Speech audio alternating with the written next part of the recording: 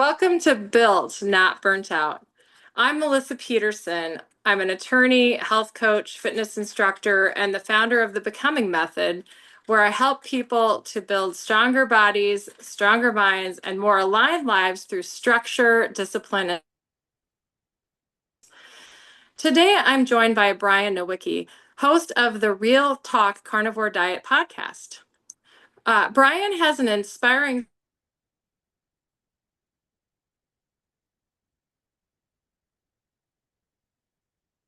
AFib.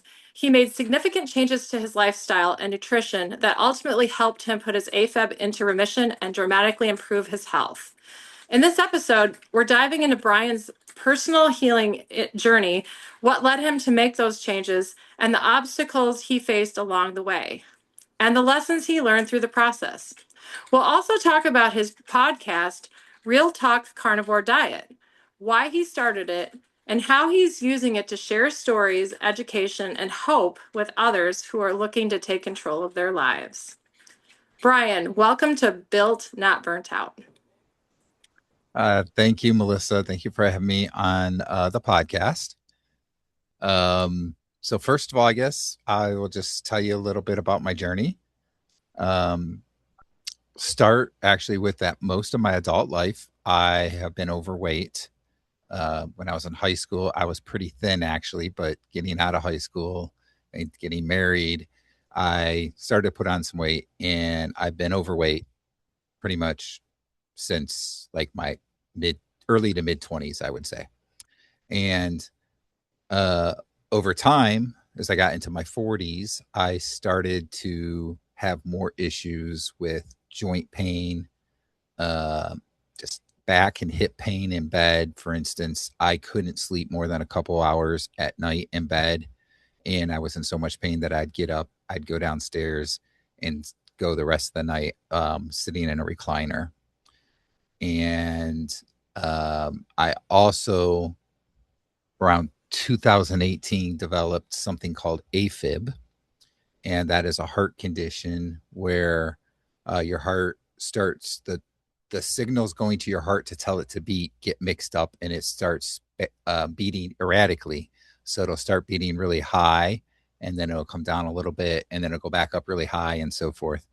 And sometimes it can get pretty dangerous. You could be up 180 beats per minute or so with the heart rate when that happens.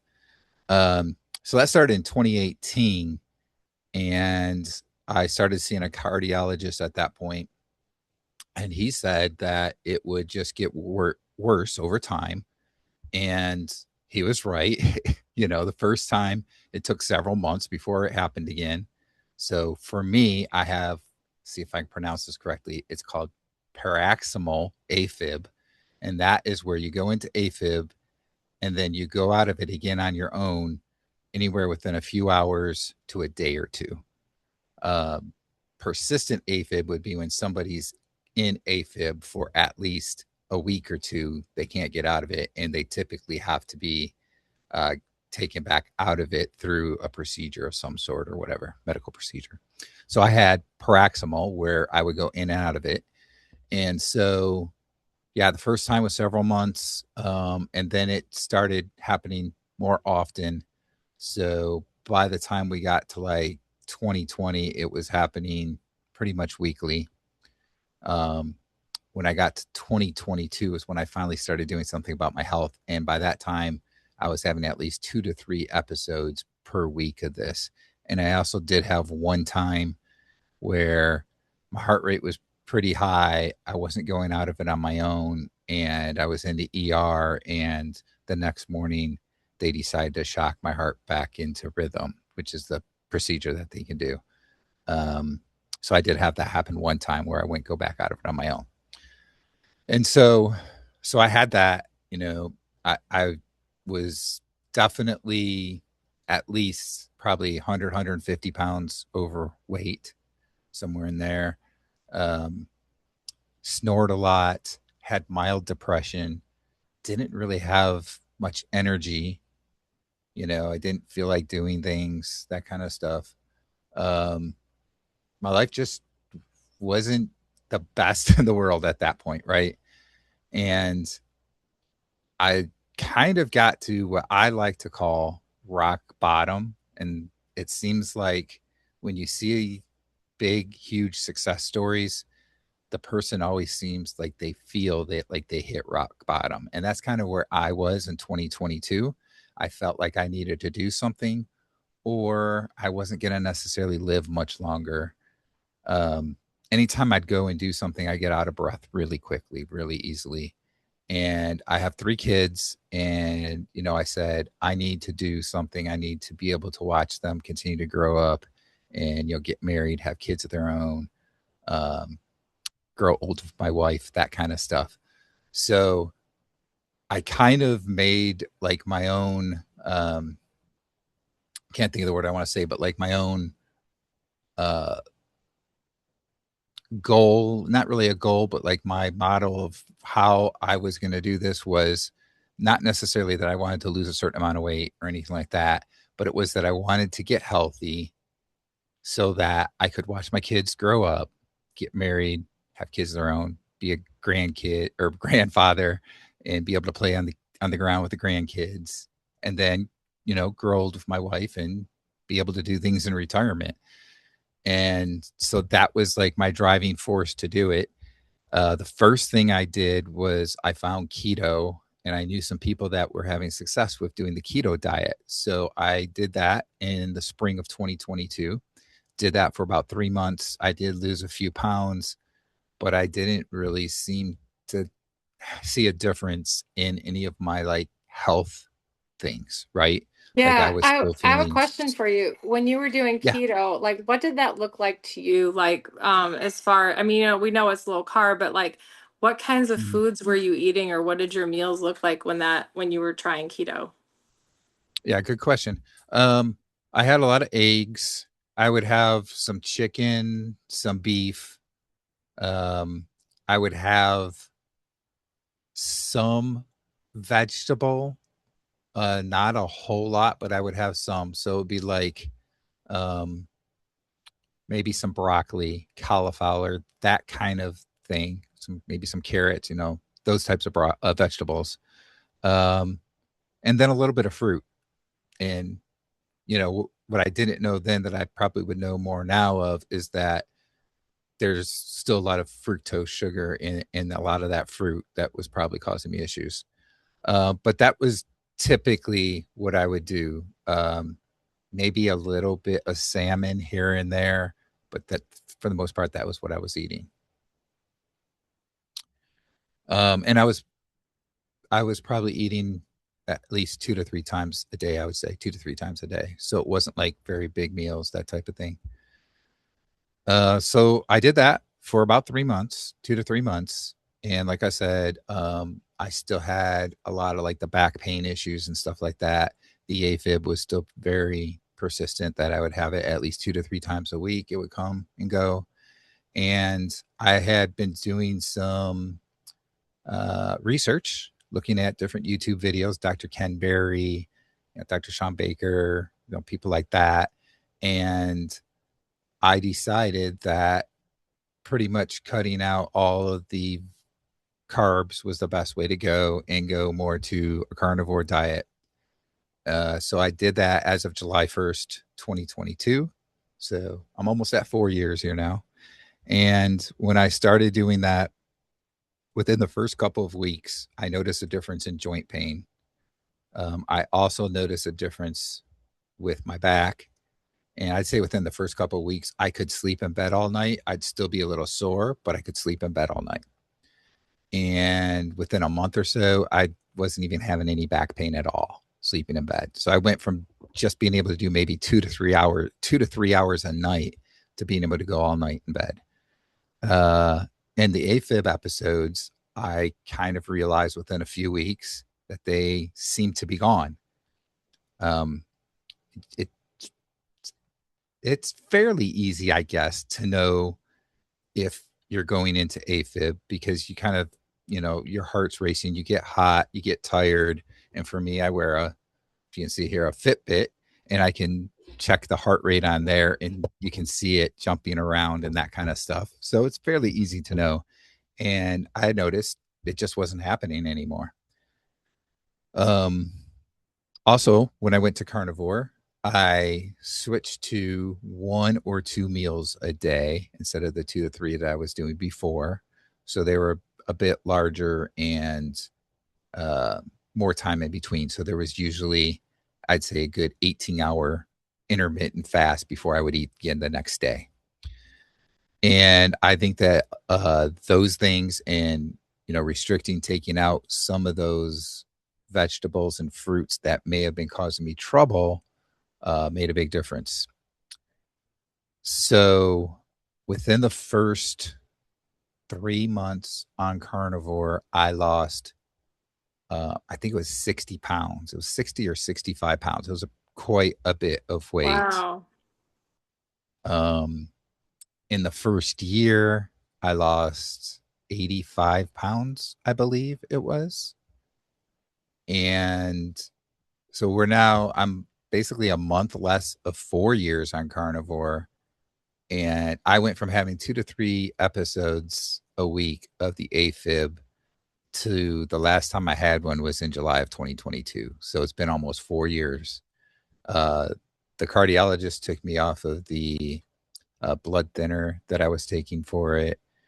He had me do a couple of different tests with heart monitors. One was a 30-day monitor where I worked for 30 days. There's been other different tests and sees no signs of AFib since, July of 2022, which to him is kind of confusing because he doesn't think that diet can affect that. So he's like, it doesn't make sense, but it seems to be working for you. So keep doing it. It's like that type of thing for him. So, um, some other things I didn't talk about I talked about having mild depression, not having energy, that kind of stuff. Those things probably within the first few months started to get better. They weren't like as quickly as some of the other things. I'd say probably a good 6 months in, I really noticed a difference.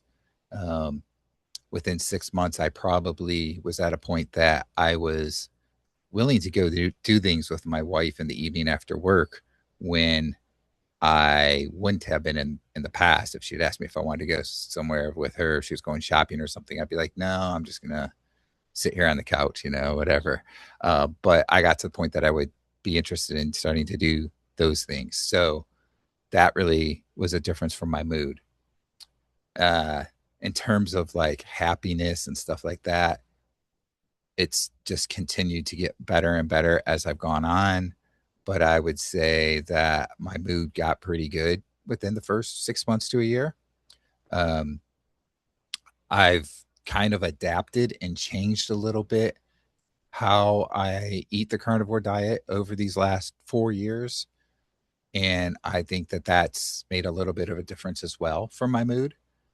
Um, Probably a good several months now, probably more like 6 months or so. I've been pretty consistent with 1 meal a day and doing some fasting, 48 or 72-hour fasts. And I have also added in some fermented foods following Dr. Sean O'Mara.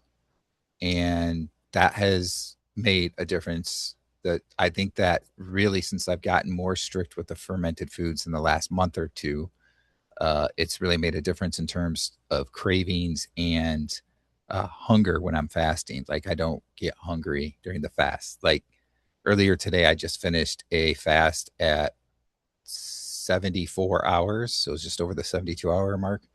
And I really just today was starting to feel a little bit of hunger. I wasn't feeling hungry before that.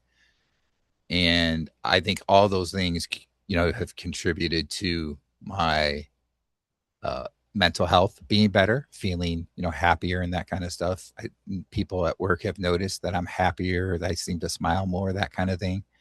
And then also, I would say that after that first year when I lost like 85 pounds, it kind of slowed for me. And, I lose a few pounds and I gain it back or something, like one year at Christmas, I kind of fell off for a couple of weeks and I gained some 10, 20 pounds, whatever back. Right. So like I would lose a little bit and I gain it back. So I kind of leveled a lot. And lately here over the last several months, I'm seeing changes with that to where I'm now losing some weight again. So I've I think in just the last 3 to 4 weeks here, I've lost about 10 pounds. Again, I contributed that probably more so to a combination of the fasting, the 72-hour fast, and um, the just that I'm not having some of those cravings that I was having before. So I think there were times before I would eat, even though I was still eating like carnivore foods, maybe bacon or just another burger patty or something like that. But I would eat something when maybe I wasn't truly hungry, but mentally I thought I was. So I would eat it. And that was probably keeping me from losing some of the remaining body fat that I still have to lose. And so since those cravings have kind of gone down and I've been a lot more strict with just eating the one meal a day, that seems to be making the difference for losing some of that extra weight. Wow, that is amazing. I also have followed Dr. Sean O'Mara's, and I love Dr. Berry and Dr. Sean Baker too. I love the carnivore diet, but I also follow Sean O'Mara, and I have used the fermented foods, and that's one of the things that he talks about is that like that, cravings could be that you just don't have the right microbiome, and also too that the microbiome that everybody has is for processed food, and that's why they don't like some of the fermented food. And basically, if you can force yourself to eat it, eventually you'll start to like it because your microbiome changes. So that's really cool. And also, I also agree with you on the timing, the eating timing. I have played with that myself many times, and you have to keep playing with that because eventually your body just adapts, and so you have to keep tricking it. Mm, But I yeah. love what you're doing, and also we share a carniversary. I also started carnivore the same day you did, so that's funny. Um, Yep. and so that's really awesome. I was wondering, have you done other things besides the food, um, and the fasting? Have you done other things, to maybe put more balance in your life? I feel like people who are on this journey, like they always, they might do other things like, grounding or getting rid of plastics, just anything like that that you've done for yourself to be more balanced in your life. Yeah. Most of the things I'm probably not very consistent with. Like, I will go through periods of time that I'll do a lot of walking in the evening. I might do like, a mile or so walk in the evening and do that for like a month or something. And then I kind of slack off. I've done time periods where for like a month or two, I'll do some workouts lifting weights and then I slack off.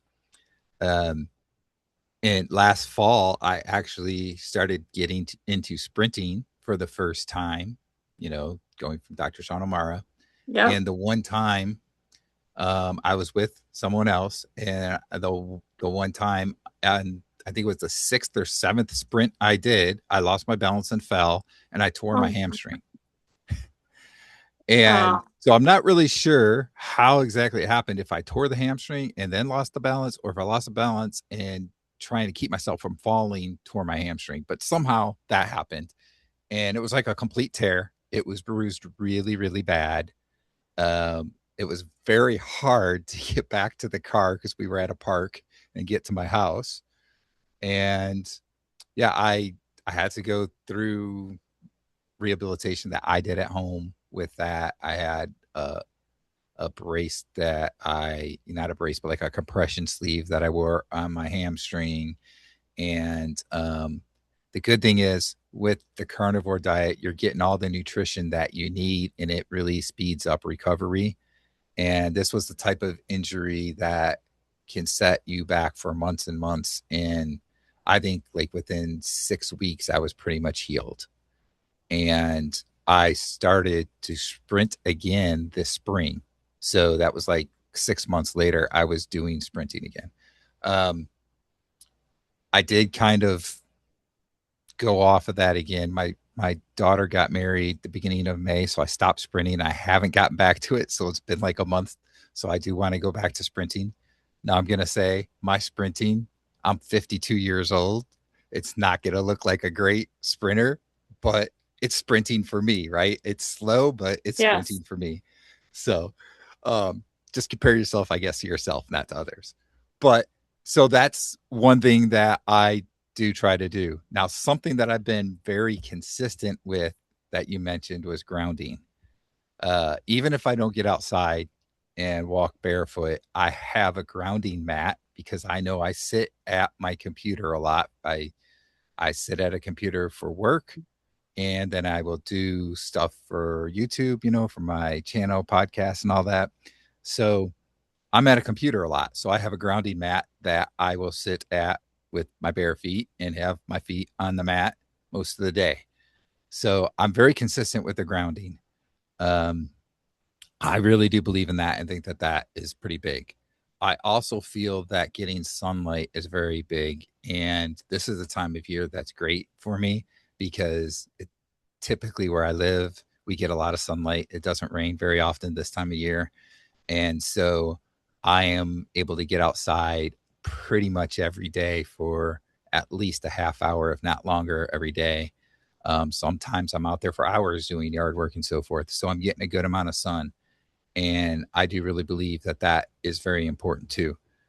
What's bad is sometimes, like the winter time, it's hard to get a lot of sun.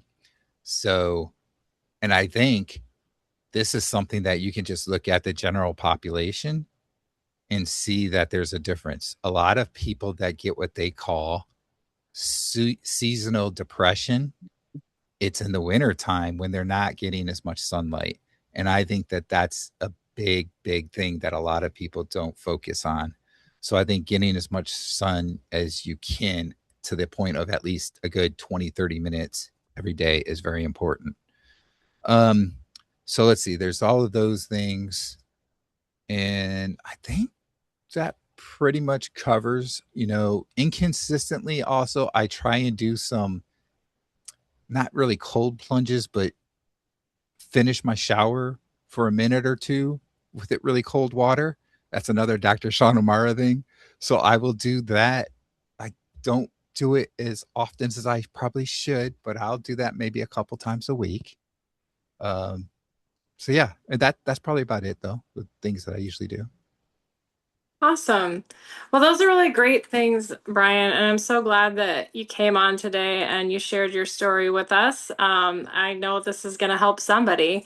For me, I think one of the biggest takeaways was, just your healing journey, and, we're basically, consistent changes lead to life-changing results over time. And your journey is a reminder that we don't have to accept declining health. We don't even really have to accept the fact that our doctors don't believe that our diet can heal us. But we can take ownership of our health. We can ask questions, we can challenge assumptions, and we can make intentional choices. And amazing things are going to happen. And if you'd like to learn more from Brian, be sure to check out his podcast, Real Talk Carnivore Diet, where he shares conversation, education, and real life experiences from people who are pursuing better health. And if you enjoyed today's episode, please subscribe, leave a review, and share this episode with someone who could benefit from hearing Brian's story. And thank you for joining us on Built, Not Burnt Out.